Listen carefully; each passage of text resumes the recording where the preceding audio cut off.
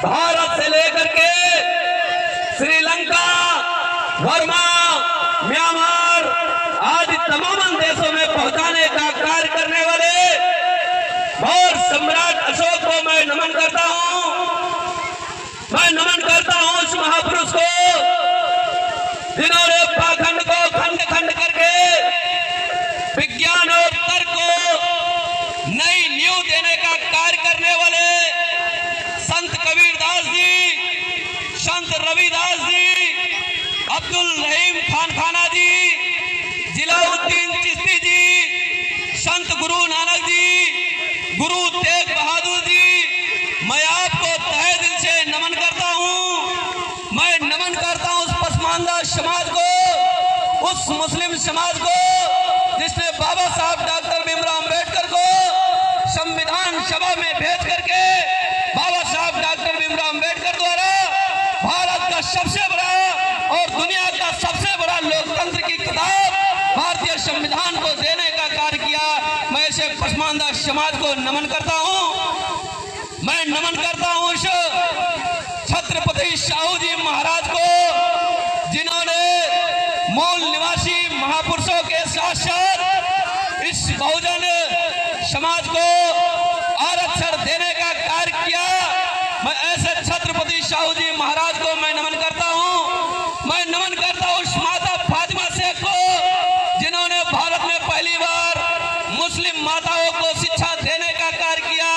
मैं नमन करता हूं उस माता सावित्रीबाई फूले और ज्योतिबाराव फूले को जिन्होंने गुलामगिरी और किसान का कोड़ा लिख करके और माताओं दलितों के लिए पहली बार कुएं का और विद्यालय की व्यवस्था करने का कार्य करने वाले मैं माता सावित्रीबाई फूले और ज्योतिबाराव फूले को मैं नमन करता हूं। मैं नमन करता हूं मेरे भाइयों उस समाज को जिस समाज ने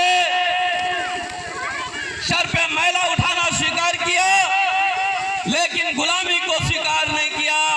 1857 में पहली बार आजादी की बिगुल बजाने का कार्य करने वाले माता दीन भंगी और उस वाल्मीकि समाज को मैं तहे दिल से नमन करता हूं। हे मेरे समाज के लोगों, मैं नमन करता हूं उस नारी मुक्तिदाता, संविधान निर्माता, बोधिसत्व बाबा साहब डॉक्टर भीमराव अंबेडकर ने जिन्होंने हमको हमारे गले में हंडी थी उस हंडी को निकलवा करके गले में वकालत वाली टाई और उस कमर में जिस कमर में झाड़ू हुआ करता था उस कमर में पिस्तौल बंधा करके हमको IAS IPS कप्तान दरोगा बनाने का कार्य किया। ऐसे बाबा साहब डॉक्टर भीमराव अंबेडकर को मैं तहे दिल से नमन करता हूं। साथियों, मैं नमन करता हूं बहुजन नायक मान्यवर कांशी राम साहब को जिन्होंने अपनी पूरी जवानी, जिन्होंने पूरी अपनी जिंदगानी, जिन्होंने अपना पूरा समय इस समाज के लिए अर्पित कर दिया।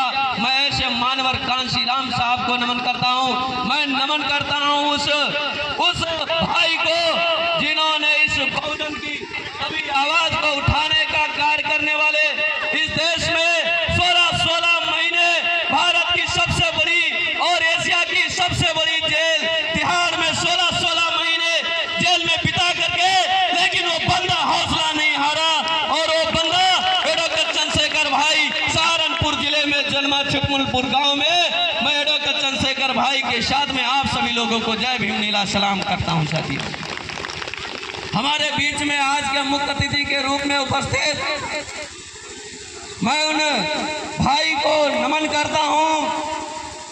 बताया जाता है कि दूर दुनिया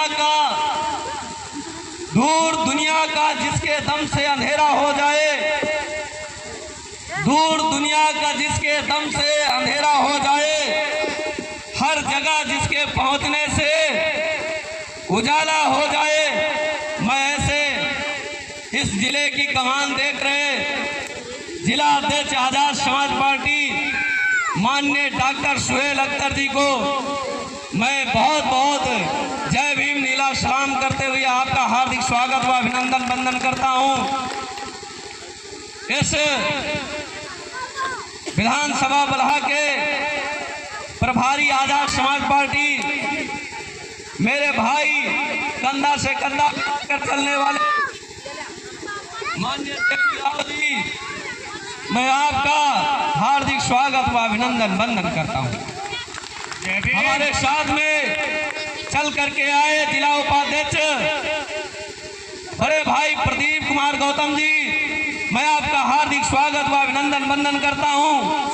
हमारे इस बलहा विधानसभा की आन बान शान, इस लालपुर वार्ड नंबर 11 के भावी प्रत्याशी जिला पंचायत महेश अम्बेडकर, ये वो नौजवान जिसके पास सही से चलने के साधन भी नहीं है, ये वो नौजवान जिसके पास घर में आय देने की कोई व्यवस्था नहीं है, लेकिन आज ये महेश अम्बेडकर लालपुर गोपिया में खड़ा है। आपके क्षेत्र का प्रत्याशी है, वार्ड नंबर 11 से जिला पंचायत का। लेकिन मैं गर्व से कह सकता हूं आपसे कि यदि आपके ऊपर कोई मुसीबत आती है तो 112 नंबर और महेश का नंबर लगा करके देख लीजिएगा। 112 नंबर से पहले महेश भाई आपके घर पर पहुंचने का कार्य करेंगे। मेरे भाई, मैं इस भाई को बहुत बहुत धन्यवाद देना चाहता हूं। मैं उस नौजवान को, उस भाई को बहुत बहुत हार्दिक स्वागत व अभिनंदन वंदन करूंगा, जिन्होंने तहसील मीरपुरवा में अपनी काबिलियत के दम पर अपनी पहचान खड़ी करने का कार्य किया। ऐसे मेरे भाई, मेरे कंधे से कंधा मिलाकर चलने वाले उदय राज अम्बेडकर ने भीम आर्मी को उदय करने का काम तहसील मीरपुरवा में किया। मैं आपका बहुत बहुत धन्यवाद, बहुत बहुत आभार करूंगा। हमारी बहन धर्मशिला जी, जिन्होंने महिला यूनिट को इतनी तेजी से खड़ा करने का कार्य किया। मैं चाहता हूं इसमें से भी कोई एक महिला निकल करके आए और जिस तरह से धर्मशिला ने काम करके दिखाया, इसी तरह से आप लोग भी काम करके दिखाएं। ऐसे धर्मशिला बहन जी को मैं बहुत बहुत धन्यवाद दूंगा। मैं धन्यवाद दूंगा अशोक भाई को, मैं मोतीलाल जी को, और हमारे बीच में बहुत से लोग बैठे। अगर मैं नाम लेता रहूंगा मेरे भाई तो नाम में इस समय बीत जाएगा, इसलिए मैंने जिनका नाम लिया उनका भी बहुत बहुत स्वागत, उनका भी बहुत बहुत धन्यवाद। लेकिन लेकर कुर्सी पर बैठे हुए भाई हैं जिन्होंने इस कार्यक्रम को यहाँ पर संपन्न कराने के लिए अपनी पूरी ताकत लगाने का कार्य किया। हमारी बहन जो हमको सुन रही है, हमारे भाई जो हमको सुन रहे हैं, आप लोगों को जय भीम नीला सलाम करते हुए मैं अपनी बातों को रखूंगा। मेरे भाई साथियों, बताया जाता है कि सफर में धूप तो होगी, निकल सको तो चलो। सफर में धूप तो होगी, निकल सको तो चलो।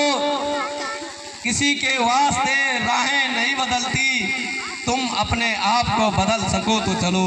तुम अपने आप को बदल सको तो चलो। यहाँ कोई किसी को रास्ता नहीं देता, यहाँ कोई किसी को रास्ता नहीं देता। तुम मुझे गिरा कर आगे निकल सको तो चलो। तुम मुझे गिरा कर आगे निकल सको तो चलो। हे मेरे समाज के लोगों, आखिर क्या जरूरत है आपके पास हमको आने की? क्या जरूरत है हमें अपनी बात आपको बताने की? जरूरत इसलिए है क्योंकि बाबा साहब डॉक्टर भीमराव अम्बेडकर जब पढ़ रहे थे, बातों को बहुत शालीनता से समझिएगा। शायद मैं बार बार आऊं या ना आऊं, मैं आऊंगा, लेकिन बार बार ये बात करने का मौका मिले या ना मिले, लेकिन बातों को बहुत शालीनता से समझिएगा। जब बाबा साहब डॉक्टर भीमराव अम्बेडकर पढ़ाई कर रहे, जब बाबा साहब पढ़ाई कर रहे थे तो बाबा साहब की स्थिति बहुत दयनीय थी। इतना व्यवस्था बाबा साहब के पास नहीं था कि वो बड़ी सी बड़ी कर पाए। जब बाबा साहब बड़ी से बड़ी डिग्री हासिल कर पाए, इतनी उनके पास आय नहीं थी तो उनको कुणबी समाज में जन्मे।